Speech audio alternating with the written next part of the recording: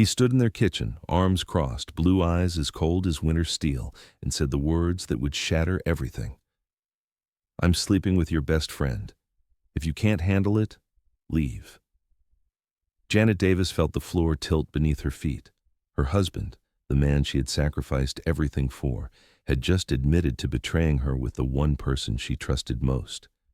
But Ryan had no idea who he was really dealing with. What happened next will make you question everything you think you know about marriage, betrayal, loyalty, and the quiet power of a black woman who has been pushed too far. Viewers, before we dive into this incredible story, I need you to do something important. If you love powerful, real-life stories that show you the truth about relationships and human nature, hit that subscribe button right now. Click subscribe, smash that like button, and drop a comment telling me where in the world you are watching from. Are you in Atlanta, Lagos, London, New York, Houston? I want to know. This channel is built on real stories that matter. And when you subscribe, you are telling me you want more truth, more powerful narratives, more stories that make you think. So subscribe, like, and comment your location. Let us build this community together. Now, let us get into this story. The late October sun filtered through the floor-to-ceiling windows of the Davis home in Buckhead, casting golden light across the Italian marble countertops. The house smelled of rosemary and thyme, the kind of scent that spoke of care, of attention to detail, of a woman who made a home, not just a house. Janet Davis stood at the kitchen island, her deep brown hands moving with practiced grace as she seasoned the prime rib roast. Her natural hair was pulled back in an elegant twist, and she wore a cream silk blouse tucked into tailored camel trousers. Everything about her spoke of sophistication, of quiet strength, of a woman who handled her life with both power and grace. She had spent the morning at Davis Consulting Group headquarters, the strategic communications firm she had built from nothing over the past 9 years. 12 employees now, clients that included Fortune 500 companies, a reputation that had her fielding speaking requests from Harvard Business School and Wharton. She specialized in crisis communication and corporate reputation management. When companies were in trouble, when executives needed someone who could navigate the treacherous waters of public perception, they called Janet Davis. Her calendar was always full, her phone always ringing. But despite all of that, despite the success and the recognition and the constant demands, she always made time to come home and prepare dinner for her husband. Ryan Davis was supposed to be home by 7. It was now 7:15. Janet glanced at her phone, the rose-gold iPhone resting beside the cutting board. No messages. She turned down the temperature on the oven and checked the roast. Perfect medium. Rare, just how he liked it. She had made his favorite, herb-crusted prime rib with garlic-roasted potatoes and honey-glazed Brussels sprouts. The kind of meal that took effort, that showed love, that said, "I see you and I value you." At 7:30, she heard the garage door open, the familiar rumble of his Tesla pulling in. She exhaled, relieved, and began plating the food with careful attention. The door from the garage opened, and Ryan walked in. He wore a charcoal Tom Ford suit that fit his 6'2" frame perfectly, the kind that cost more than most people's monthly rent. His dark blonde hair was styled impeccably, his square jaw clean-shaven. He looked every inch the successful commercial real estate developer he was. His shoes, Italian leather, clicked against the tile as he crossed the kitchen, barely glancing at her. "Hey," Janet said softly, smiling. "Dinner's ready. I made your favorite." He stopped near the island, loosened his silk tie, and looked at the plates she had prepared. For a long moment, he said nothing. Then he pulled out his phone and scrolled through something, his face expressionless, those blue eyes distant. "Ryan," she prompted gently, her voice warm despite the unease creeping into her chest. "Everything okay?" He looked up, and the coldness in his gaze made her breath catch. "We need to talk." 3 words. Simple words. But the way he said them, flat and detached, made her stomach clench with dread. She set down the serving spoon and wiped her hands on a towel. "Okay, what is going on?" He pocketed his phone, leaned against the counter, and crossed his arms. The posture was defensive, closed off, hostile even. "I'm sleeping with Whitney." The words hung in the air like smoke, thick and suffocating. Janet blinked, certain she had misheard. "What?" "Whitney," he repeated, his tone as flat as if he were discussing a business transaction. "Your best friend. We have been together for 7 months." Her breath caught. The room seemed to tilt and spin. Whitney Montgomery, the woman who had been her maid of honor, the woman she called when she needed to laugh, to vent, to celebrate, the woman who came over every Sunday for brunch and mimosas, the woman she had known since her Howard University days, the woman she had trusted with everything. "You are joking," Janet whispered, though she could see from the cold calculation in his face that he was not. "I am not," Ryan said, "and honestly, Janet, if you cannot handle it, you can leave." The coldness in his voice was worse than the confession itself. He was not apologizing. He was not asking for forgiveness. He was not even pretending to be sorry. He was informing her, as if he were notifying her of a change in his schedule. "Handle it?" she repeated, her voice barely audible.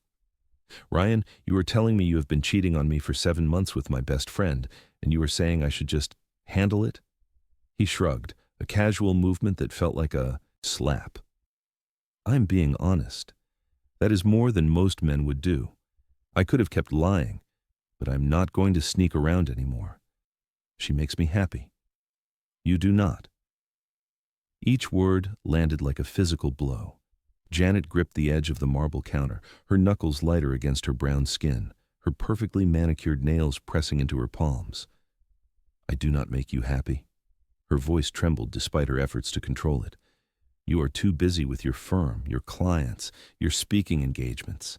When was the last time you actually paid attention to me? You are always working, always distracted, always focused on the next big deal. Whitney actually listens. She actually cares. She makes me feel seen." Tears pricked Janet's eyes, but she blinked them back, refusing to give him the satisfaction. "I work because I'm building something. I work because I'm trying to create a future for us." "For us?" Ryan laughed, a bitter, hollow sound that echoed in the expensive kitchen. "You work for you, Janet. Everything you do is for you. Your name on the firm, your reputation, your success, your awards. I am just the guy who happens to live here and write checks when you need capital." "That's not true," she said, her voice shaking with a mixture of hurt and rising anger. "I cook for you. I plan our vacations. I make time for you. I support your business ventures. I've always supported you." "You make time when it is convenient," he shot back. "But Whitney, she makes me a priority. She is fun. She is spontaneous. She does not treat me like an afterthought or a supporting character in the Janet Davis show." Janet's chest tightened. She thought of all the late nights she had spent reviewing client presentations, preparing crisis response strategies, building the firm that now bore her name. She had worked so hard, believing she was building a life they could both be proud of, a life that would give them security, freedom, legacy. And now he was telling her it meant nothing. "So what are you saying?" she asked quietly, her voice steadier now, colder. "You want a divorce?" Ryan tilted his head, considering the question with infuriating casualness. "I do not know yet. Maybe, or maybe we just adjust the arrangement." Her eyes widened. "Adjust the arrangement?" "Look," he said, stepping closer, his tone shifting to something almost reasonable, as if he were negotiating a business deal. "I'm not saying I do not care about you, but I'm not going to stop seeing Whitney. If you can accept that, we can figure something out. If you cannot, then, yeah, maybe we should split." Janet stared at him, disbelief flooding every cell in her body. This was the man she had married 11 years ago, the man who had promised to love and cherish her, the man she had stood beside when his commercial real estate ventures nearly bankrupted them in the 2008 recession, the man she had believed in when no one else did, the man whose business she had personally funded with money from her own savings and family connections when banks turned him down. "You expect me to stay in a marriage where you are openly cheating on me?" she said, her voice rising despite her efforts to remain calm. "You expect me to just accept this?" "I expect you to be realistic," Ryan said coolly. "This is who I am now. Take it or leave it." For a long moment, neither of them spoke. The only sound was the faint hum of the refrigerator and the distant bark of a dog outside in the manicured Buckhead neighborhood. Janet's mind raced, spinning through shock, hurt, anger, and something else, something colder, something sharper, something that felt like clarity cutting through fog. She straightened her spine, squared her shoulders, and met his gaze with eyes that had gone from warm brown to cold obsidian. Fine. Ryan's eyebrows lifted slightly, surprise flickering across his handsome face. Fine? Fine, she repeated, her voice steady as steel. If that is how you want to play this, then fine. He smirked, clearly believing he had won, that he had cornered her into submission. Good. I'm glad you're being mature about this. Janet did not respond. She turned back to the stove, switched off the burners with deliberate precision, and began covering the dishes with aluminum foil. Her hands moved with practiced efficiency, betraying none of the storm raging inside her. Ryan grabbed his keys from the counter, the Tiffany keyring she had given him for their 10th anniversary catching the light. I am going out. Do not wait up. Where are you going? She asked, her tone neutral, almost pleasant. He paused, glancing back at her with those cold blue eyes. Does it matter? I guess not, she replied evenly. You know, he said, moving toward the garage door, if you were not so cold all the time, so focused on being the boss, maybe we would not be here. Maybe if you remembered how to be a wife instead of just a CEO, things would be different. He left before she could respond. The door closed with a soft click. The engine started. The garage door rumbled open, then shut again. Silence. Janet stood in the kitchen, surrounded by the dinner she had prepared with care, and felt something inside her shift. Not break, shift, like a foundation settling into new, stronger ground. She pulled out her phone, scrolled through her contacts, and stopped at a name she had not called in months. Sebastian Hanks, attorney. She pressed dial. The phone rang twice before a smooth, cultured voice answered. Sebastian Hanks speaking. Sebastian, it is Janet Davis. I need to see you first thing tomorrow morning. Janet, he said, warmth entering his tone. They had worked together on several corporate cases, and she knew he was one of the best divorce attorneys in Atlanta. It has been a while. What's going on? I need a divorce attorney, she said, her voice clear and unwavering. The best one you know. There was a pause. I'm one of the best. Good, she said. Then I will see you at 8. I will clear my schedule. I will clear mine, he said, his voice turning serious. Janet, are you okay? I will be, she said, and meant it. I will see you tomorrow. She ended the call, set the phone down, and stared at the covered dishes on the counter. Then, slowly, deliberately, she picked up Ryan's plate and her plate and scraped the food into the trash. Every bit of it. The prime rib that had cost $80, the potatoes she had spent an hour preparing, the Brussels sprouts she had glazed with honey and balsamic, all of it. When she was done, she washed the dishes, dried them, and put them away. She wiped down the counters until they gleamed, until every surface reflected the overhead lights. Then she poured herself a glass of Bordeaux, the expensive bottle Ryan had been saving for a special occasion, and walked into the living room. She sat on the cream leather sofa, the one they had chosen together in Milan 3 years ago, and looked out at the lights of Atlanta twinkling in the distance through the floor-to-ceiling windows. Outside, the October night was cool and clear. The city sprawled beneath her like a glittering grid of possibility. Janet sipped her wine and felt the coldness inside her settle into something solid, something unshakable, something powerful. Ryan Davis had no idea what he had just set in motion. He had no idea who he was really married to, and by the time he figured it out, it would be far, far too late. Across town, in a sleek high-rise overlooking Piedmont Park, Whitney Montgomery stood in front of a full-length mirror, admiring her reflection. She wore a black bandage dress that hugged every curve of her petite frame, the kind of dress that cost half a month's rent for most people. Her honey-blonde hair fell in beach waves over her shoulders, and her makeup was flawless, smoky eyes and nude lips. She looked good, and she knew it. Her phone buzzed on the glass dresser, a text from Ryan. On my way, be ready. She smiled, a slow, satisfied smile. For 7 months, she had been playing the role of the supportive best friend, consoling Janet about how busy she was, how stressed she felt, how hard it was to balance running a firm with maintaining a marriage.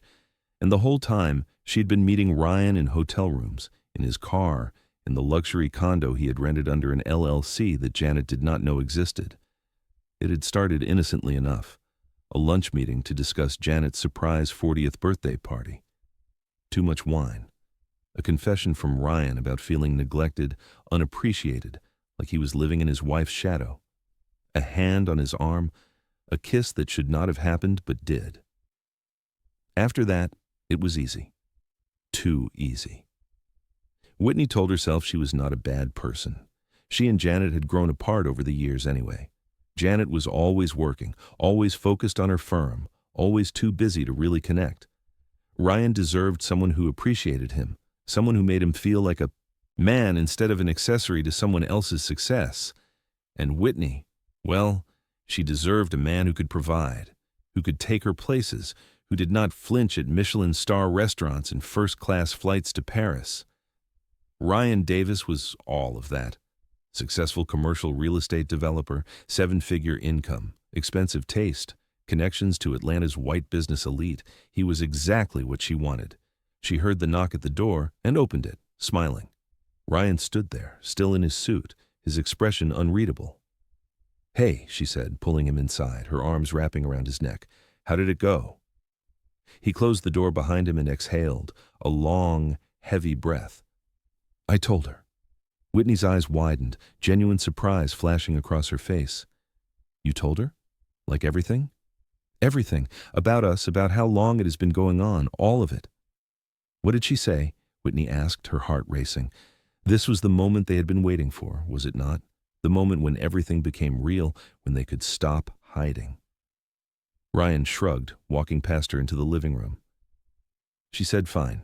Whitney frowned, following him. "Fine? That is it?" She did not yell or cry, she just said fine, like it did not even matter. Whitney laughed, though it sounded forced even to her own ears.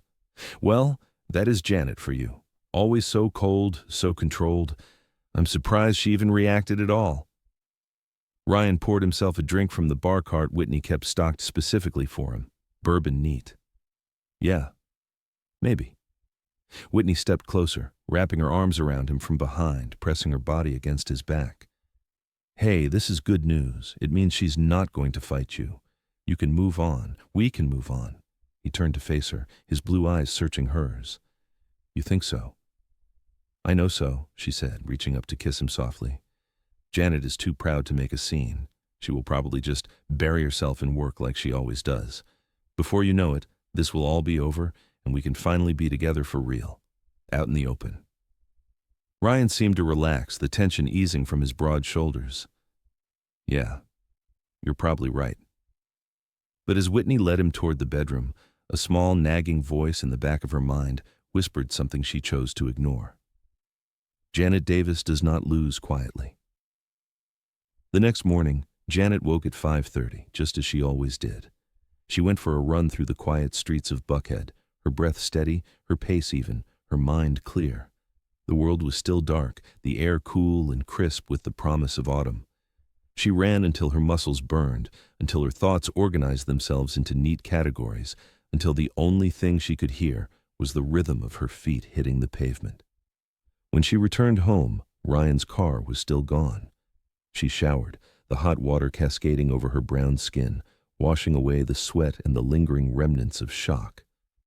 She dressed in a navy power suit, Armani, with a crisp white blouse and her grandmother's pearl earrings. She applied her makeup with careful precision, her hands steady despite everything. By 7:30, she was in her car, driving toward downtown Atlanta. Sebastian Hanks's office was located on the 30th floor of a glass tower that overlooked the city. The reception area was all clean lines and modern furniture, leather chairs and abstract art, the kind of space that screamed competence and discretion. Janet checked in with the receptionist and was shown into a spacious corner office. Sebastian rose from behind his mahogany desk. He was a distinguished black man in his early 50s, with silver threading through his close-cropped hair and warm brown eyes that radiated both intelligence and compassion. He wore a perfectly tailored charcoal suit, and everything about him exuded calm confidence. "Janet," he said, extending his hand, It is good to see you, though I wish it were under better circumstances. She shook his hand firmly, her grip strong and sure. Thank you for seeing me on such short notice, Sebastian. Of course.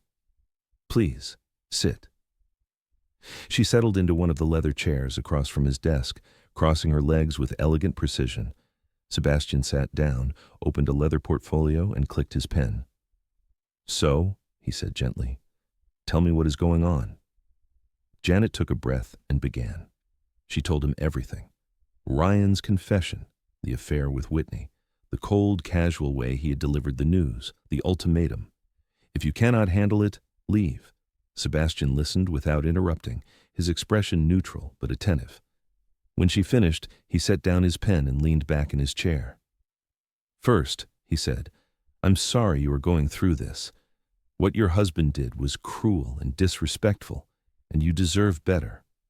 Second, I want you to know that you have options, and we are going to explore all of them. Janet nodded, her jaw set with determination. I want a divorce, but I want it done right. I do not want to lose everything I have worked for. Understood, Sebastian said. Let us talk about assets. What do you and Ryan own jointly? The house is in both our names, Janet said, her voice steady and businesslike. We have joint bank accounts, though I also have separate business accounts for my firm. I own the firm outright. I started it before we got married, and I have kept it completely separate. Sebastian made notes, nodding. Good. That makes things cleaner. What about Ryan's income? He is a commercial real estate developer, Janet said. He makes good money, but honestly, Sebastian, I do not know the exact figures. He has always handled most of our personal finances. He insisted on it when we got married. He said it made sense since he worked in finance-adjacent fields. Sebastian's expression darkened slightly. Janet, I need you to get me access to all your financial records. Bank statements, tax returns, investment accounts, everything. If Ryan has been controlling the money, we need to know exactly where everything stands. A chill ran down Janet's spine. You think he is hiding something? I think men who cheat are often men who lie in other areas too, Sebastian said bluntly. We need to be thorough. Janet nodded slowly, feeling the first tremor of real fear. I will get you everything. Good, Sebastian said. In the meantime, I'm going to file for divorce on the grounds of adultery. Georgia allows fault-based divorce, and documenting his affair will help us in negotiations. Do you have proof? His own words, Janet said, and I am sure if we look there is more. Texts, emails, hotel receipts. Sebastian smiled grimly. Oh, then let us find it. Part 2. One more thing, Sebastian said as Janet prepared to leave. I need you to stop doing anything that could be seen as condoning his behavior. No cooking for him, no sleeping in the same bed, no joint appearances. From this moment on, you are separated in everything but paperwork. That will not be hard, Janet said quietly. I do not think I can stand to look at him.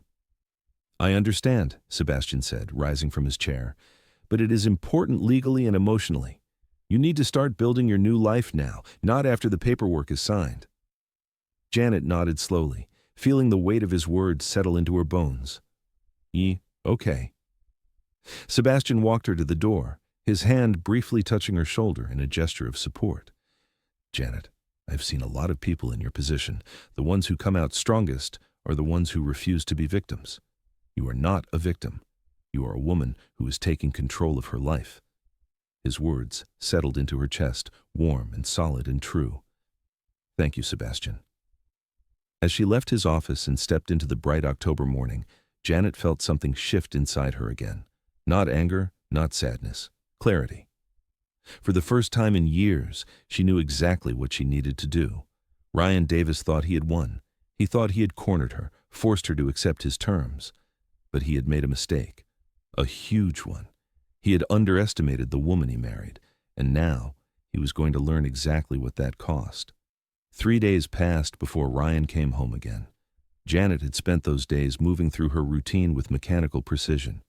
She went to the office, met with clients, supervised her team, and returned to an empty house each night. She did not call him, did not text, did not ask where he was or who he was with. She simply existed in the space he had created, quietly preparing for what came next. On the 4th morning, She woke to the sound of the garage door opening. It was just past midnight. She lay in bed, eyes open in the darkness, listening to his footsteps moving through the house. He did not come upstairs. She heard the television turn on in the den, the faint murmur of late-night programming filtering through the floor. She closed her eyes and went back to sleep.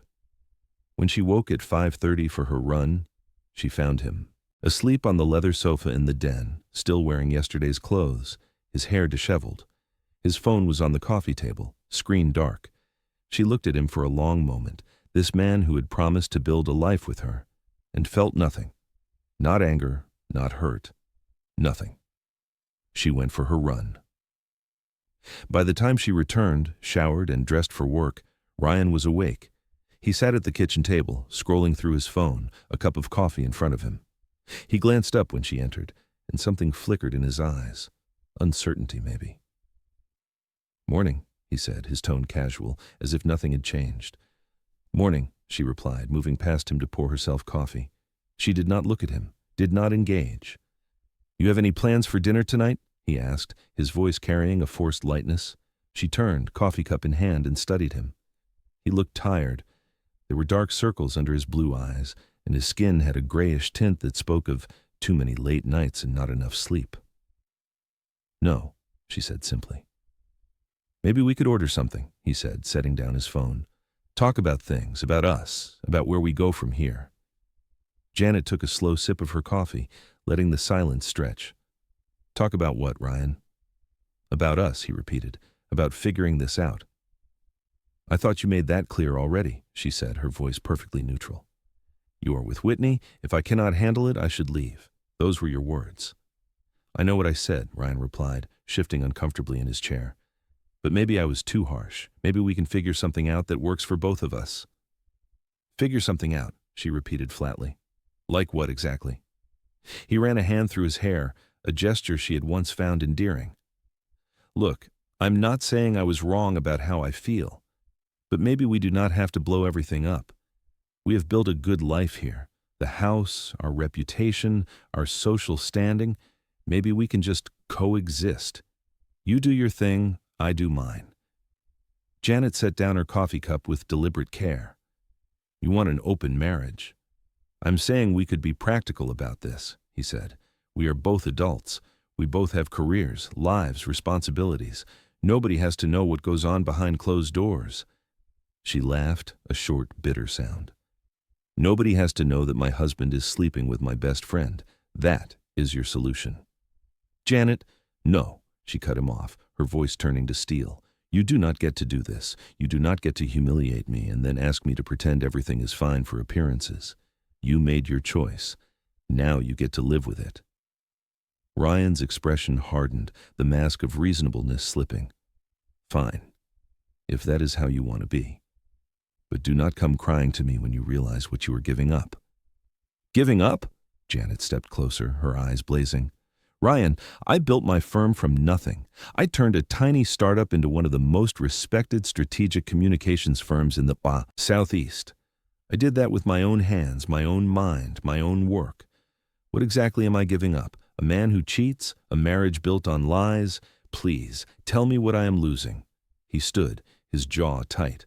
"You are losing me. You are losing this house. You are losing the lifestyle you have gotten used to." "The lifestyle I pay for with my own money," she shot back. "Or did you forget that my firm generates most of our household income?" His face flushed red. That was a sore point. Always had been. Ryan made good money, but Janet's firm was thriving. She earned more than him, and it had always bothered him, even when he pretended it did not. "You think you are so much better than me?" he said, his voice rising. "You think because you make a little more money, you can just dismiss me?" "I do not think I am better than you," Janet said quietly, her voice cutting through his anger like a blade. "I think I deserve better than you. There is a difference."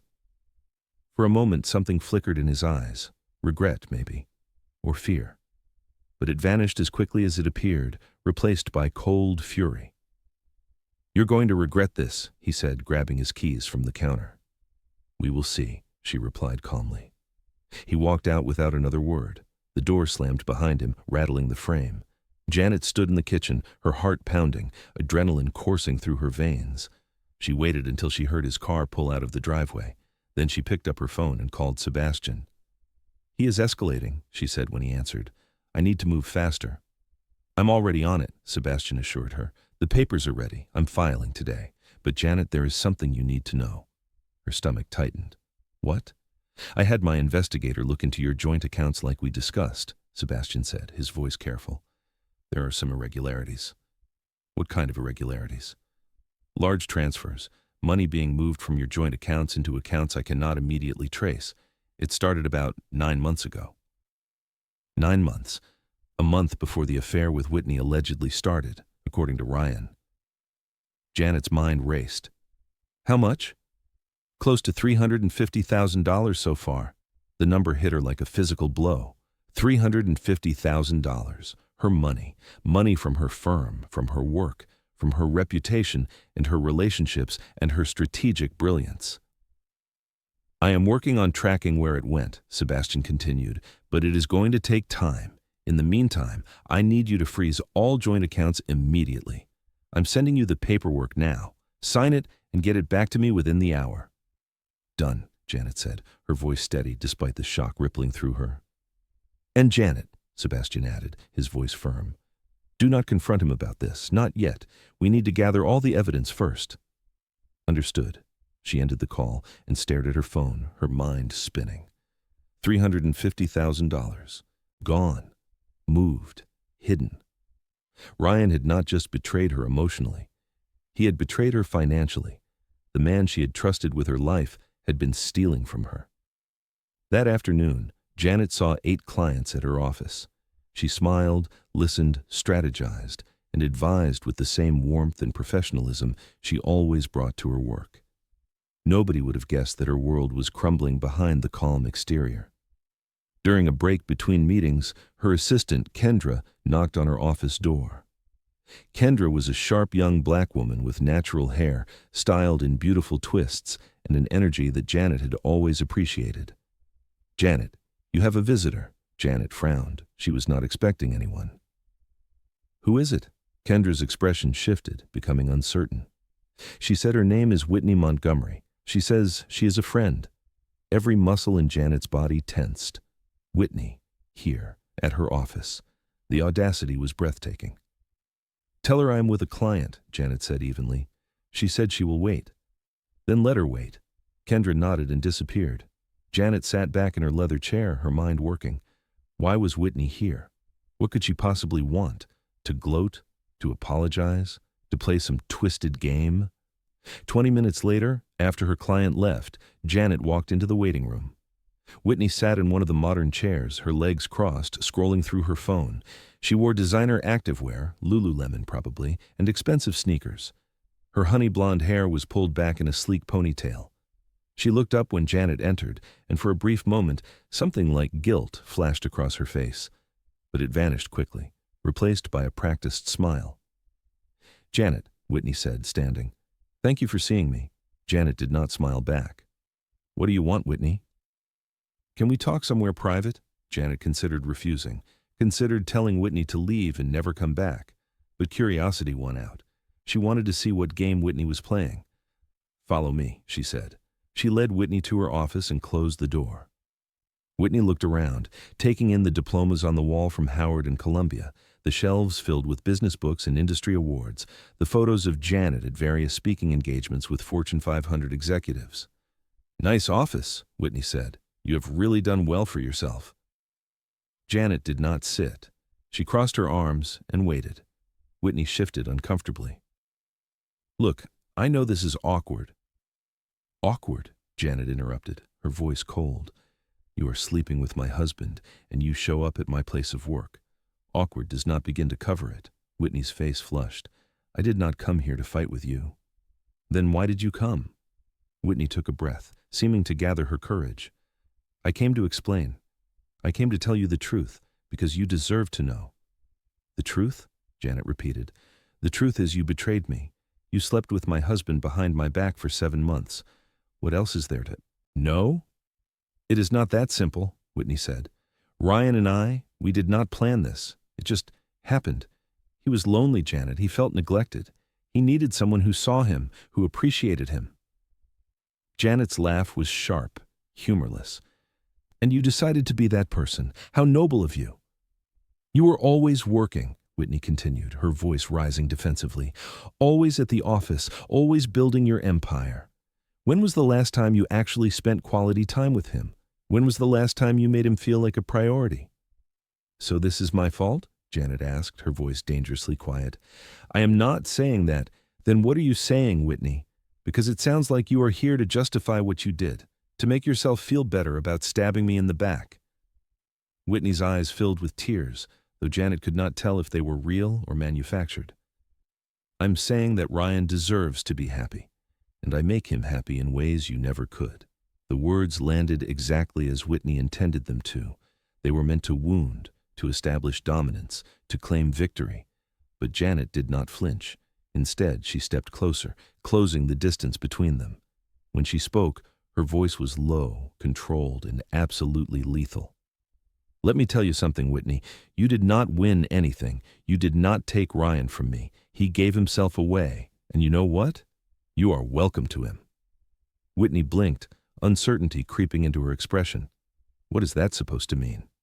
It means that a man who cheats on his wife will cheat on his mistress, Janet said, her words precise as a surgeon's scalpel. It means that a man who lies, who sneaks, who betrays trust, does not suddenly become loyal just because he is with someone new. You think you are special.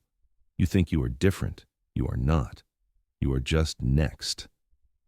Whitney's face went pale. And here is what else you need to understand, Janet continued, her voice gaining strength with every word. Ryan did not leave me because you were better. He left because he could not handle being married to a woman who was more successful than him. A woman who did not need him. A woman who built an empire while he was still trying to prove himself. She took another step closer, and Whitney instinctively stepped back. You think he loves you. He loves the way you make him feel, important, superior, like he is the one with power. But the moment you stop serving that function, the moment you start to succeed too much, the moment you stop making him the center of your universe, he will do to you exactly what he did to me. You are just bitter, Whitney said, but her voice lacked conviction. No, Janet said, and for the first time in days, she felt something powerful rising in her chest. Not anger, not hurt, power, pure, crystallized power. I am free, and you are about to learn a very expensive lesson about the kind of man you chose. She walked to the door and opened it, her movements fluid and graceful. Get out of my office, and do not ever come back. Whitney stood frozen for a moment, her mouth opening and closing like she wanted to say something else. But no words came. She walked past Janet, head down, and disappeared down the hallway. Janet closed the door and leaned against it, her heart racing. Kendra appeared moments later, her eyes wide. Janet, are you okay? Janet straightened, smoothed down her suit jacket, and nodded. I'm fine, Kendra. Better than fine. Who is next? Mr. Patterson. He's waiting in conference room 2. Perfect. I will be right there. As Kendra left, Janet paused in front of the mirror on her office wall. She looked at her reflection, at the woman staring back at her. Stronger than she had been a week ago, clearer, more certain, more herself. Ryan and Whitney thought they had broken her. They thought they had won. They had no idea what was coming. That evening, Janet received an email from Sebastian. The subject line read, Financial discovery, urgent. She opened it while sitting in her home office, a glass of wine untouched on the desk beside her. The email was detailed, methodical, and devastating. Sebastian's investigator had traced the missing money.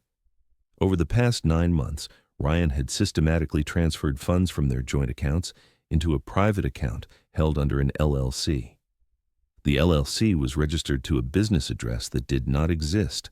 The money had then been moved again, this time into offshore accounts in the Cayman Islands, $350,000. Gone. But there was more. The investigator had also uncovered receipts, hotel stays at luxury resorts, the Four Seasons in Maui, the St. Regis in Aspen, jewelry purchases from Tiffany and Cartier, designer clothing from boutiques on Rodeo Drive, all of it charged to credit cards that Janet did not know existed, cards that Ryan had opened using their joint assets as collateral. He had been living a double life, funding it with her money. Janet read the email twice, her hands steady, her mind clear. Then she forwarded it to Sebastian with a single line. "File for emergency relief. I want everything frozen by tomorrow." Sebastian responded within minutes. "Already in motion. Judge signed the order an hour ago. His accounts are frozen as of 6 p.m. today. He will not be able to access a dime."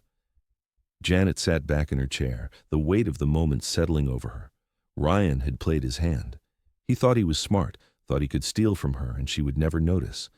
He had underestimated her completely.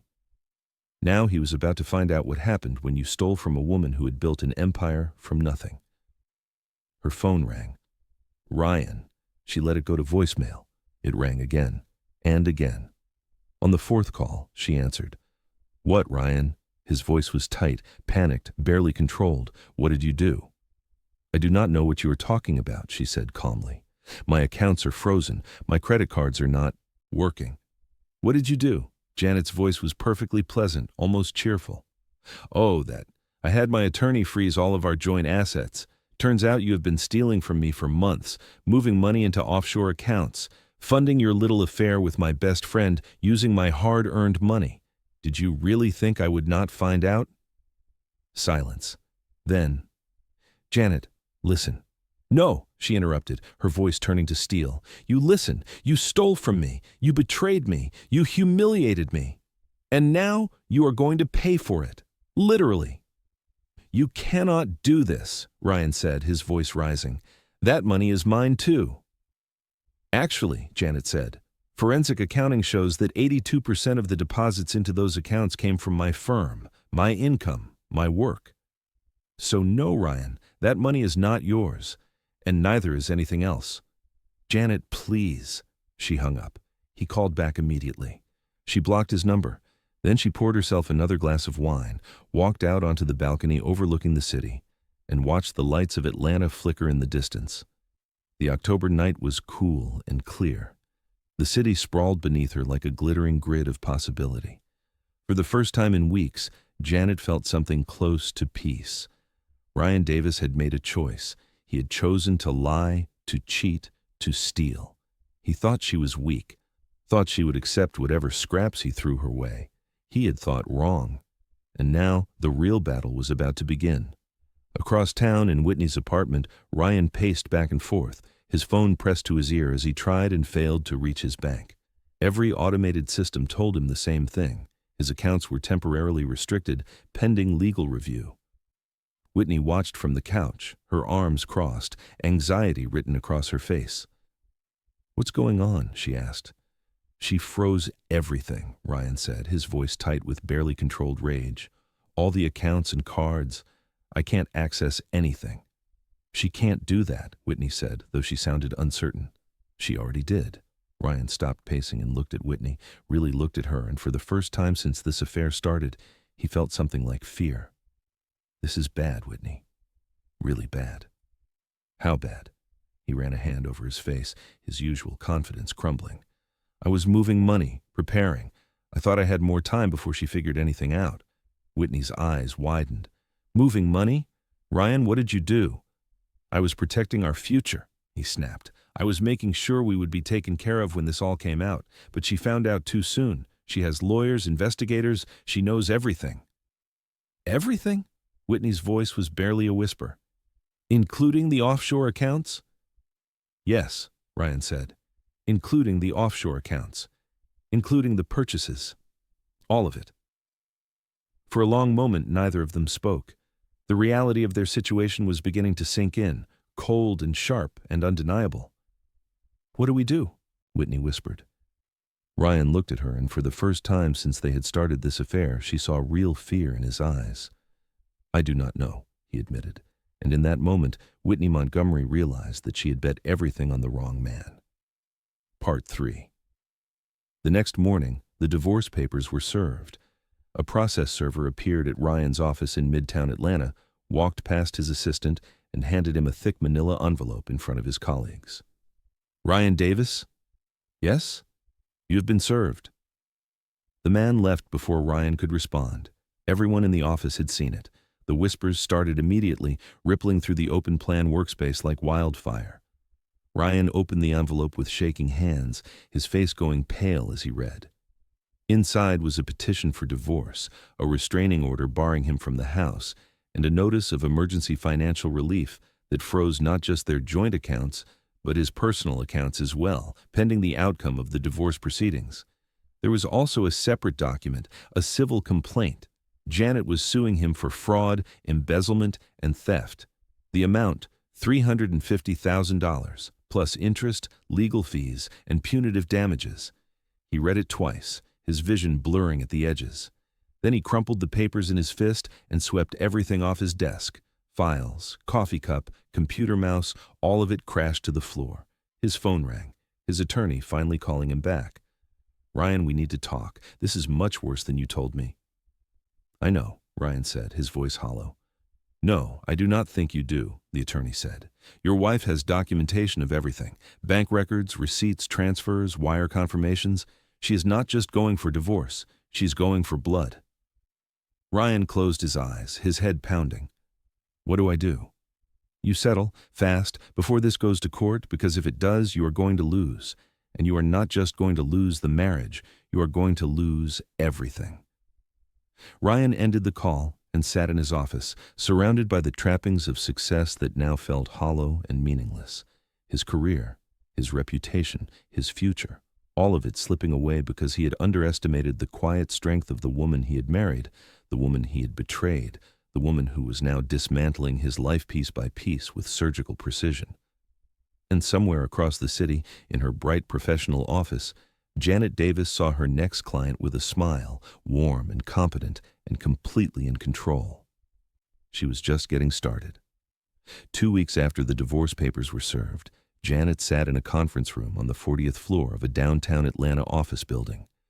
Through the floor-to-ceiling windows, the city sprawled beneath her, a grid of streets and buildings shimmering in the November sun. Sebastian sat to her right, a stack of documents arranged neatly in front of him. Across the table sat Ryan, his attorney Bernard Keating, and, surprisingly, Whitney. Janet had not expected Whitney to be here, but there she was, sitting close to Ryan, her hand resting possessively on his arm. She wore a navy dress that was trying too hard to look sophisticated, and her makeup was heavier than usual, as if she were preparing for battle. Ryan looked worse than Janet had ever seen him. His suit was wrinkled, his tie slightly askew. There were dark circles under his blue eyes, and his hands trembled slightly as he shuffled papers in front of him. His usual confidence had evaporated, replaced by barely contained panic. Bernard Keating, a sharp-faced white man in his 60s, looked equally uncomfortable. Sebastian began without preamble. "Let us be clear about where we stand. My client is willing to settle this matter quickly and quietly, but the terms are non-negotiable." Bernard cleared his throat. "Mr. Hanks, I think we should at least discuss—" "There is nothing to discuss," Sebastian interrupted smoothly. "Your client stole $350,000 from joint accounts funded primarily by my client's income. He moved that money offshore in an attempt to hide assets during the dissolution of the marriage. He committed fraud. Those are facts, not opinions. The only question is whether this gets settled in this room or in front of a judge." Ryan's jaw tightened. "I did not steal anything. That was our money." Janet spoke for the first time, her voice calm and clear. 82% of the deposits into those accounts came from my firm, my work. The forensic accountant's report shows that clearly. You took money that I earned and moved it to accounts I did not know existed. That is theft, Ryan, no matter how you try to spin it." Whitney leaned forward, her voice sharp. "Maybe if you had been a better wife, he would not have needed to protect himself." The room went silent. Sebastian's expression did not change, but his eyes turned cold. "Miss Montgomery, you are not a party to these proceedings. I suggest you remain silent or leave." "I have every right to be here," Whitney shot back. "Ryan and I are together. What happens to him affects me." "Then let me make something very clear," Sebastian said, his tone turning ice cold. "If you continue to involve yourself in this matter, I will advise my client to name you as a co-defendant in the civil suit. Alienation of affection may not be commonly pursued in Georgia, but it is not impossible. And given the documentation we have of your affair, including text messages, hotel receipts, and witness testimony, I'm confident we could make a compelling case. Is that what you want?" Whitney's face went pale. She looked at Ryan, who said nothing, his face a mask of misery. After a moment, she sat back, her mouth pressed into a thin line. Sebastian turned back to Bernard. "As I was saying, the terms are as follows. Mr. Davis will return the full amount of $350,000 within 30 days. He will relinquish all claims to the marital home, which will be deeded solely to Dr. Davis. He will receive no spousal support. The assets will be divided with Dr. Davis receiving 82% and Mr. Davis receiving 18%, reflecting their respective contributions to the marital estate."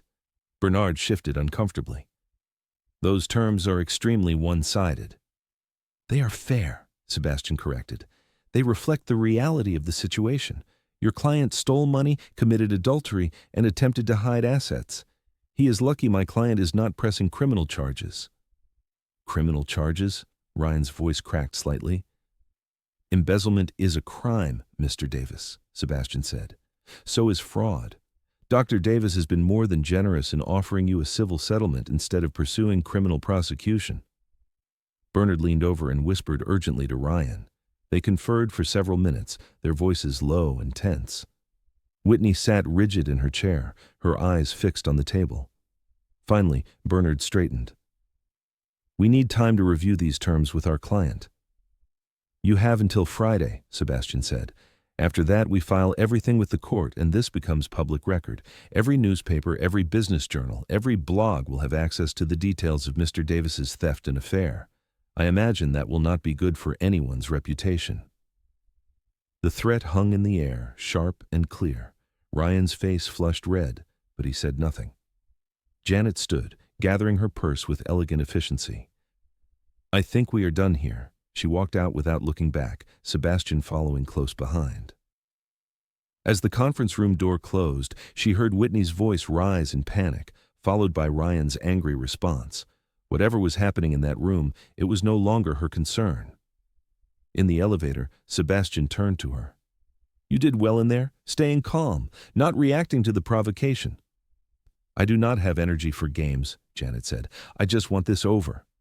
"It will be," Sebastian assured her. "He will sign. He does not have a choice." The elevator doors opened to the parking garage, and they walked toward Janet's car. As she unlocked it, Sebastian paused. "Janet, can I ask you something personal?" She looked at him. "Of course." "How are you really doing? Beyond the legal aspects. This has been a lot to deal with." Janet considered the question. A month ago, her world had been shattered. Her husband had betrayed her. Her best friend had stabbed her in the back, and she had discovered that the man she had trusted with her life had been systematically stealing from her. It should have destroyed her.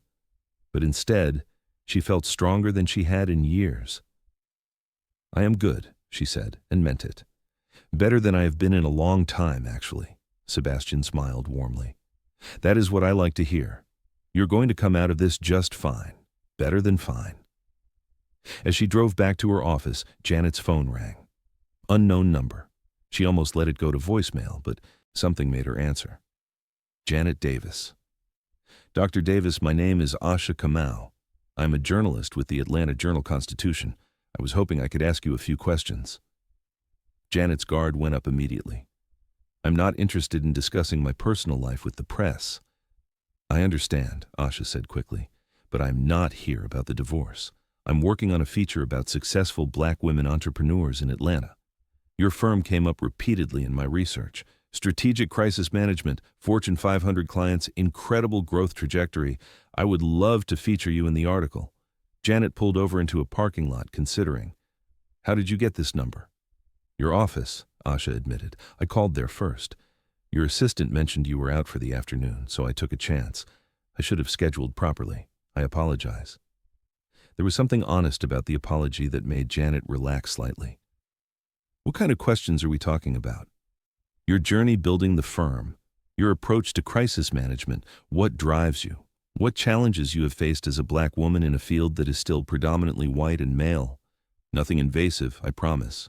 Just your professional story. Janet thought about it. Part of her wanted to say no, to protect her privacy, to avoid any potential exposure. But another part of her, the part that had spent the past month reclaiming her power, saw an opportunity. Can you come to my office tomorrow at 1? I have a break between clients. That would be perfect, Asha said, genuine warmth in her voice. Thank you, Dr. Davis. Call me Janet. Janet, Asha repeated. I will see you tomorrow at 1. As Janet ended the call and pulled back into traffic, she felt something she had not felt in a long time.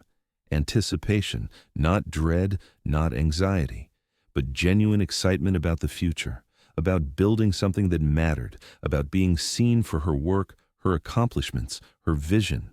Ryan had tried to reduce her to nothing, but she was so much more than he had ever understood. And the world was about to find out. The next afternoon, Asha arrived at Davis Consulting Group precisely at 1 o'clock. She was a striking black woman in her mid-30s with natural hair styled in elegant locks and intelligent eyes that radiated both curiosity and respect. She wore professional attire, a burgundy blazer and tailored pants, and carried a leather portfolio. Janet met her in the lobby and led her back to her office. Over the next 90 minutes, they talked about everything. Janet's decision to pursue strategic communications after watching her uncle's small business nearly collapsed during a public relations crisis. The years she had spent studying, learning, building relationships, understanding how narrative shaped perception and perception shaped reality. The struggle to get funding, to be taken seriously, to build credibility in a field that often dismissed black women as too soft or too aggressive, never just right.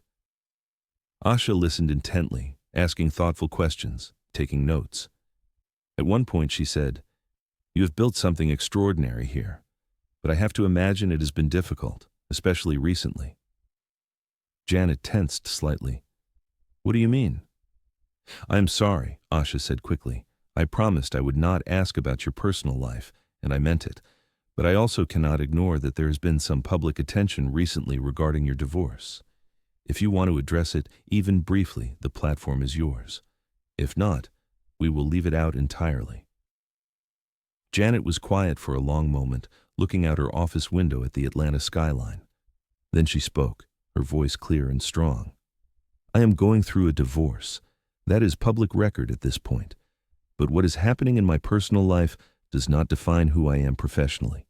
I built this firm, I earned my reputation, I serve Fortune 500 companies because they trust my judgment, my discretion, my strategic mind.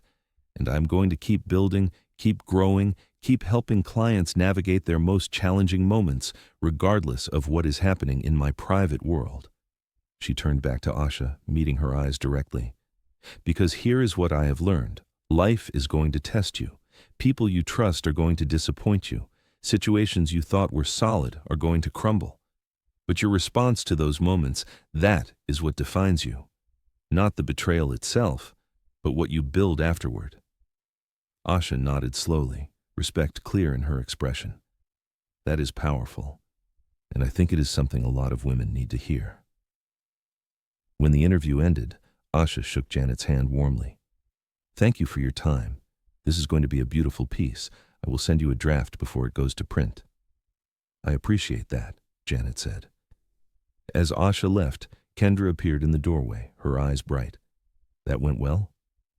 "It did," Janet said. And for the first time in weeks, she allowed herself to smile. Really smile. That evening, Janet received a text from Sebastian. He signed, "All of it. Full settlement. It's over." She read the message 3 times, waiting for relief to flood through her, but what she felt instead was something quieter. Closure. Finality. The end of one chapter and the beginning of another. She poured herself a glass of wine and walked out onto her balcony. The November air was cool and crisp. The city lights twinkled below, like stars fallen to earth. Somewhere out there, Ryan was facing the consequences of his actions. Whitney was realizing that the man she had fought so hard to win was not the prize she thought he was. And Janet was free to build, free to grow, free to become everything she was meant to be. Her phone buzzed, a text from an unknown number. "Janet, it's Whitney. Can we talk, please?" Janet stared at the message for a long moment. Then she blocked the number and deleted the text. Some bridges, once burned, could not be rebuilt. And that was okay. She opened her laptop and began drafting plans for expanding her firm. A new office in Charlotte was in the works, possibly one in Nashville. Her client list was growing. Her reputation was spreading. There was work to do, lives to impact, a legacy to build. She had been hurt, betrayed, knocked down by people she trusted, but she had gotten back up, and she had built something beautiful from the ashes. 3 days later, Kendra knocked on Janet's office door during a late afternoon lull. "Janet, you have a visitor. No appointment, but she says it's important." "Who is it?" Kendra's expression was uncertain. "Patricia Davis. She says she is your mother-in-law." Janet's stomach dropped. Ryan's mother. She had not spoken to Patricia since before the divorce papers were served. Patricia Davis was a formidable woman, a retired federal judge who had raised Ryan on her own after his father died when Ryan was 12. She was proud, strong-willed, and fiercely protective of her son. "Show her in," Janet said, bracing herself. Patricia walked into the office a moment later. She was in her late 60s, with silver hair styled in an elegant bob and sharp blue eyes, the same color as Ryan's. She wore a burgundy suit and carried a leather handbag that probably cost more than most people's rent. "Janet," Patricia said, her voice formal. "Patricia, this is a surprise." Patricia sat down without being invited, crossing her legs with regal precision. "I will not take much of your time. I know you are busy." "What can I do for you?" Janet asked, keeping her voice neutral. Patricia's jaw tightened. "You can tell me why you were trying to destroy my son." Janet had expected this, but hearing it still stung. "I'm not trying to destroy anyone, Patricia. I'm protecting myself. By taking everything he has, by ruining his reputation and dragging him through public humiliation." "I did not drag him anywhere," Janet said, her voice steady. "Ryan made his choices. He cheated on me. He stole from me. Those are his actions, not mine." "He made a mistake," Patricia said. "Men make mistakes. That does not mean you get to ruin his life." Janet felt anger rising in her chest, hot and sharp. "A mistake? He had an affair with my best friend for 7 months. He moved over $350,000 into offshore accounts behind my back. He told me that if I could not handle it, I should leave. Those are not mistakes, Patricia. Those are choices, deliberate, calculated choices." Patricia's expression wavered slightly, but she pressed on. "Ryan is a good man. He's always been a good man." "Has he?" Janet's voice was quiet but intense. "Because the Ryan I married would never have done what he did. The Ryan I married would never have stolen from me, would never have humiliated me, would never have thrown away 11 years of marriage for an affair." Patricia was quiet for a moment. Then, "He is still my son." "I know," Janet said, her voice softening just slightly. "And I am sorry this is happening. I truly am. But I cannot stay in a marriage where I am not valued, where I am not respected, just to keep the peace. I deserve better than that." Patricia studied her for a long moment, something shifting in her expression. "You were always too good for him, were you not?" Janet blinked, surprised. "What?" "I saw it from the beginning," Patricia said quietly. "You were brilliant, driven, building something real. And Ryan, he was always trying to catch up, trying to prove himself. I think part of him resented you for being so successful, for making it look so easy." "It was not easy," Janet said. "None of it was easy." "I know," Patricia replied, "but you made it look that way, and that intimidated him." She stood, gathering her handbag. "I came here to defend my son. But sitting here, hearing you, I realize something. You are not the villain in this story. You are the woman who finally stopped accepting less than she deserved." Tears pricked Janet's eyes, unexpected and sudden. "Thank you, Patricia. That means more than you know." Patricia nodded, her own eyes glistening. "For what it is worth, I am proud of you, and I am sorry for what my son did." She left before Janet could respond. Alone in her office, Janet sat down heavily, the weight of the conversation settling over her. Even Ryan's own mother knew the truth. Part 4. 3 months after the divorce was finalized, the feature article appeared in the Atlanta Journal-Constitution. Building Excellence, Dr. Janet Davis's Journey to Transforming Crisis Communications ran on the front page of the business section, complete with a striking photo of Janet in her office, surrounded by her team, radiating confidence and competence. The article was beautiful. Asha had captured not just Janet's professional accomplishments, but her philosophy, her vision, her unwavering commitment to helping organizations navigate their most challenging moments with integrity and strategic clarity. There was one paragraph near the end that mentioned the divorce, but it was handled with grace and respect. Dr. Davis recently navigated a personal transition, but she remains focused on her work and her clients. Life throws challenges at all of us, she told me during our conversation. What matters is how we respond. I choose to respond by continuing to build, to grow, to serve my community. That is where my energy goes. The response was overwhelming. The firm's phone rang constantly with new client inquiries. Business schools reached out asking Janet to speak to their students about entrepreneurship and resilience. Other professionals, especially Black women, wanted to know about her integrative approach, her training protocols, her success metrics. Within a month, Janet had hired 3 new consultants and was in serious negotiations to open a 4th location in Washington, D.C. Within 3 months, she had been invited to present at the YAM National Conference on Strategic Communications in Chicago, a keynote address in front of over 1,000 industry professionals. Her calendar was full, her practice was thriving, and her life was moving forward with a momentum she had never experienced before. One evening, as she was locking up the office, she ran into someone she had not seen in years.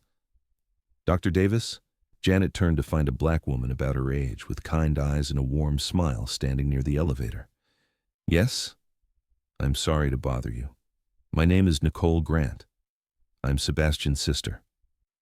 Janet's face lit up with recognition.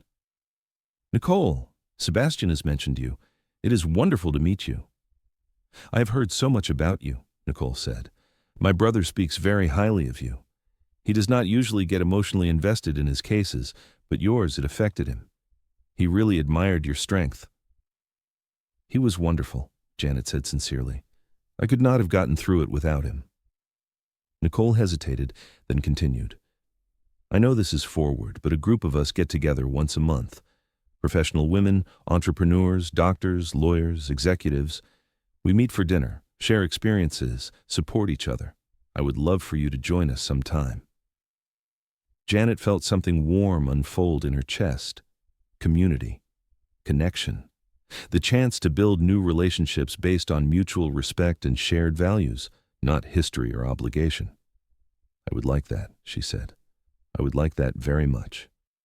As she drove home that evening, Janet thought about the woman she had been a year ago. That woman had believed her worth was tied to her marriage, to being a good wife, to making her husband happy.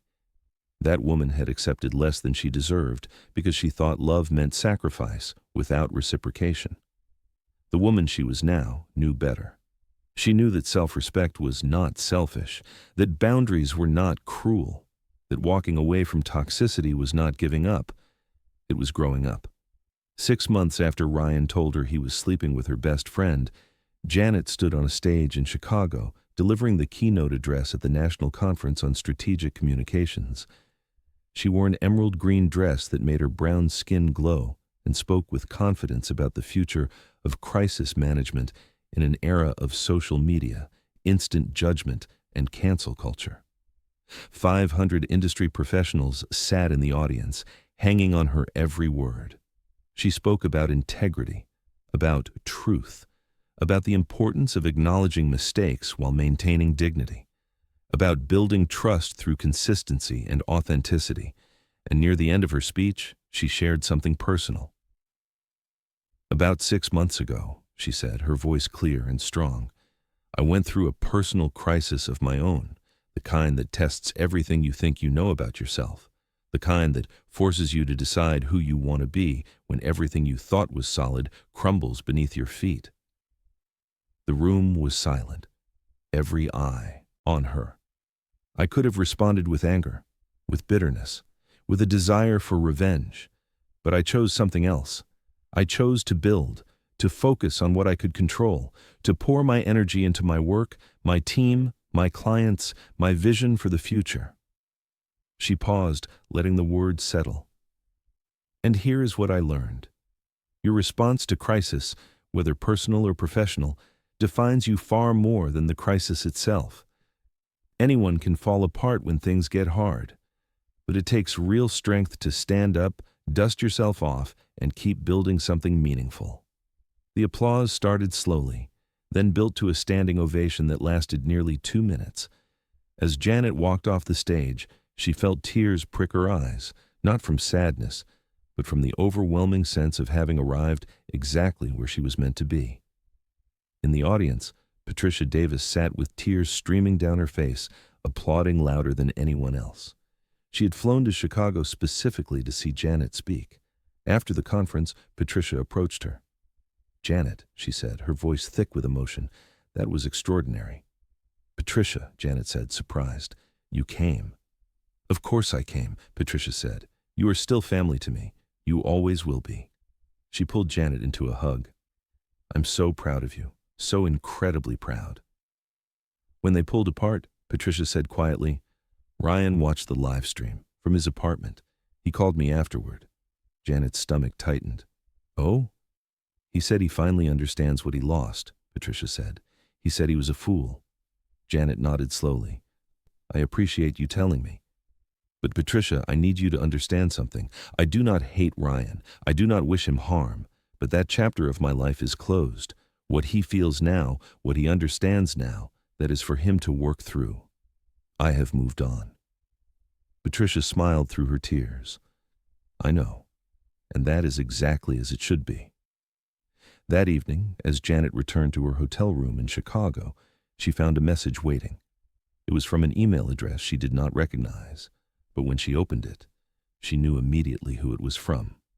Subject: "I'm sorry, Janet, I saw your keynote today. I watched the live stream from my apartment because I knew I would not be welcome there in person. You were magnificent. You have always been magnificent, and I was too insecure to handle it. I know this does not change anything. I know an apology now is too little, too late. But I need you to know that I understand what I did. I understand what I destroyed. And I understand that I destroyed it because I was threatened by your success, intimidated by your strength, and too immature to celebrate the incredible woman I married. Whitney left me 3 months ago. She found someone else, someone with more money, more status, more connections. She told me I was holding her back. The irony is not lost on me. I am not asking for forgiveness. I'm not asking for another chance. I am simply telling you that you were right about everything, about me, about her, about what I was really afraid of. I hope you find everything you are looking for. You deserve it all." Janet read the email twice, then closed her laptop. She felt nothing. No satisfaction at his pain, no vindication, no residual anger, just a quiet sense of closure. Ryan had finally understood, but his understanding came too late to matter, and that was his burden to carry, not hers. She did not respond. She would not respond. Some conversations did not need closure because they were already complete. 2 weeks later, Janet received an unexpected phone call. The number was blocked, but she answered. "Hello?"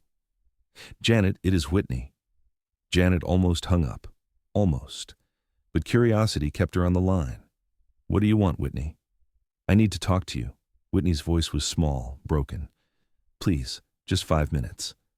"Why would I give you 5 minutes?" "Because I need to apologize," Whitney said, the words tumbling out desperately. "Because I need you to know that I was wrong about everything." Janet was silent for a long moment. Then she said, "You have 5 minutes, starting now."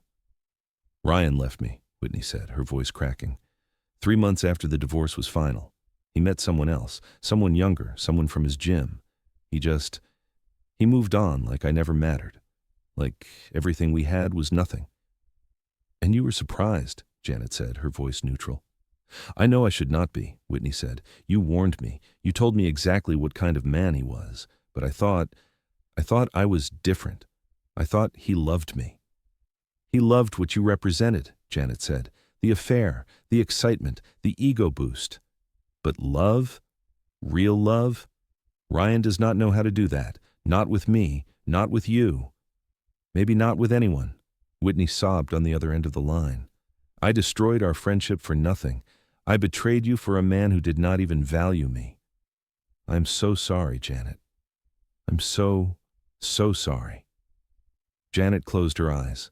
Part of her wanted to feel vindicated, to feel satisfaction at Whitney's pain. But mostly, she just felt tired. I forgive you, she said quietly. You do? I forgive you, Janet repeated. Not because you deserve it, not because what you did was okay, but because holding on to anger is exhausting, and I am done being exhausted. You made your choices. You lived with the consequences. That is between you and your conscience. Can we, Whitney hesitated, can we ever be friends again? No, Janet said, her voice firm but not unkind. We cannot. You proved that you are not a safe person for me to have in my life. But I wish you well, Whitney. I hope you learn from this. I hope you become the kind of person who deserves real friendship, real love, real trust, but I will not be part of that journey. I understand, Whitney whispered. Take care of yourself, Janet said, and ended the call. She sat in her office, the phone still in her hand, and felt the last piece of the old chapter fall away. Whitney was her past. Ryan was her past. The pain, the betrayal, the humiliation, all of it was behind her now. Ahead of her was something better, something she was building with her own hands, her own vision, her own strength. 1 year after Ryan's confession, Janet stood in the living room of her Buckhead home, surrounded by her team. They were celebrating the opening of Davis Consulting Group's 5th location, this one in Miami. The firm now employed 32 people across 5 cities. The client roster included Fortune 100 companies, nonprofits, and government agencies. Her calendar was booked solid for the next 18 months. Kendra raised a glass of champagne. To Janet, who built something extraordinary out of absolutely nothing. Not nothing, Janet corrected, smiling. Out of determination, out of vision, out of refusing to let circumstances define me. Everyone cheered. As the party continued, Janet stepped out onto her balcony. The December air was cool and clear. The city lights twinkled below like a promise of infinite possibility. Her phone buzzed, a text from Nicole Grant. Are you free for coffee tomorrow? There's someone I'd like you to meet, another female entrepreneur. I think you two would really connect. Janet smiled and typed back, I'd love to. What time?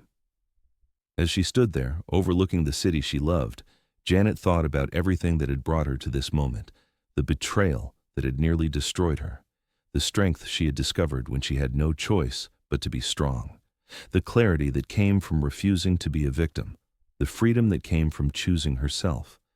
She had been hurt, betrayed, knocked down by people she trusted, but she had gotten back up, and she had built something beautiful from the ashes, not just a business, not just a career, but a life, a real life, one built on her own terms, according to her own values, shaped by her own vision. 6 months later, Janet received an invitation that made her heart race. The Harvard Business School Alumni Association was honoring her with the Distinguished Achievement Award, recognizing her contributions to strategic communications and her innovative approach to crisis management. The ceremony would be held in Cambridge, Massachusetts, in front of business leaders, academics, and fellow alumni from around the world. As Janet stood on the stage at Harvard, accepting the Crystal Award, she looked out at the audience and felt a surge of emotion so powerful it nearly overwhelmed her. This was not just an award. This was validation, recognition, proof that everything she had built mattered. When I started my firm 12 years ago, she said, her voice strong and clear, I had a vision. I wanted to create a different kind of consulting practice, one that did not just manage crises but prevented them, one that helped organizations build trust before they needed to repair it, one that valued integrity as much as strategy. She paused, her eyes scanning the audience. But building something meaningful requires more than just vision. It requires resilience. It requires the ability to keep going when everything falls apart. It requires the courage to choose yourself, even when that choice is the hardest one you will ever make. Her voice grew stronger. About 2 years ago, I faced a personal crisis that tested everything I believed about myself. I could have let it destroy me. I could have become bitter, angry, small, but instead, I chose to build. I chose to focus on what I could control. I chose to pour my energy into creating something that would outlast the pain. She held up the award. This honor does not just represent professional achievement, it represents survival, growth, transformation. It represents what happens when you refuse to let circumstances define you and instead decide to define yourself. The applause was thunderous. As Janet walked off the stage, she caught sight of someone in the audience who made her stop.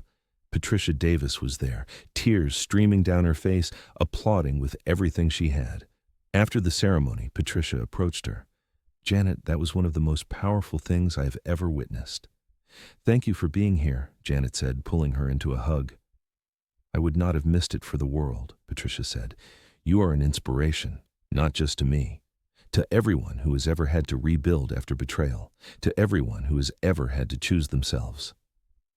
They stood together for a moment, two women connected not by marriage but by mutual respect and love. "How is Ryan?" Janet asked, not because she wanted him back, but because she genuinely hoped he had found some peace.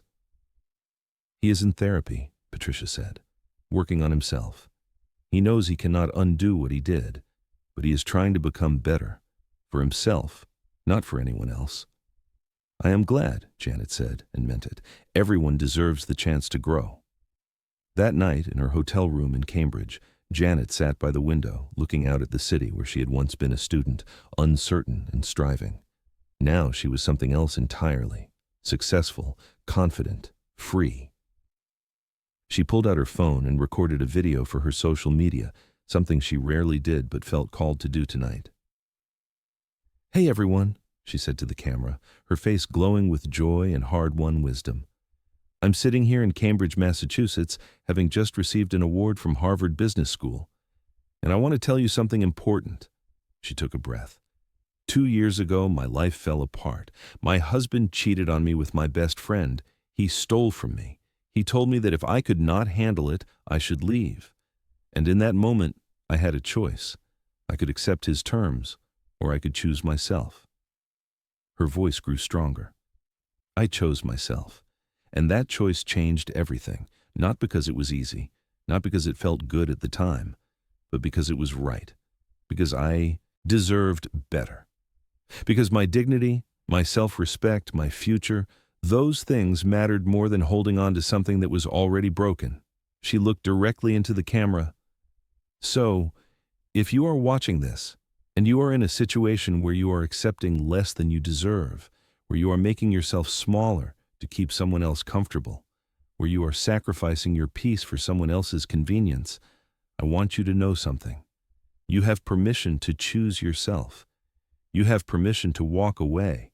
You have permission to build a life that honors who you really are. She smiled, tears glistening in her eyes.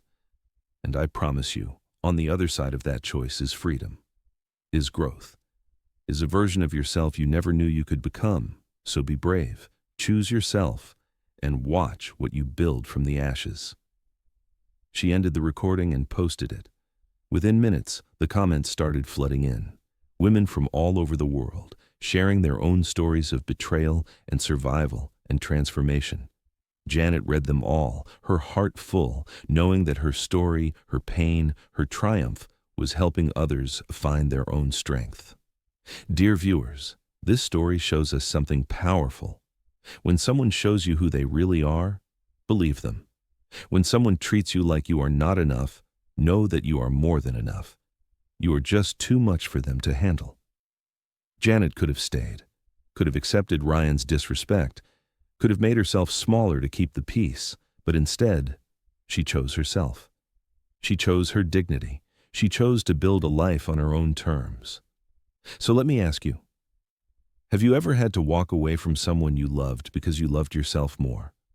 Have you ever had to choose the hard path because it was the right path? Drop your thoughts in the comments. Tell me your stories. Tell me where you are watching from right now. Are you in London, New York, Houston, South Africa? I want to hear from you.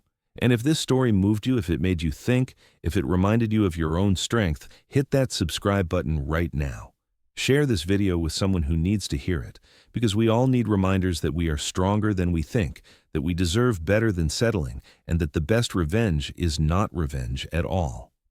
The best revenge is building a life so full, so rich, so meaningful that the people who left you behind become footnotes in your story of success. Janet Davis did not just survive betrayal. She transformed it into fuel. She turned her pain into purpose. She took what was meant to break her and used it to build an empire. And you can too. Never let anyone make you feel small. Never accept less than you deserve. Never stay somewhere you are not valued, respected, celebrated. Because your life is too precious, your dreams are too important, your future is too bright to waste it on people who cannot see your worth.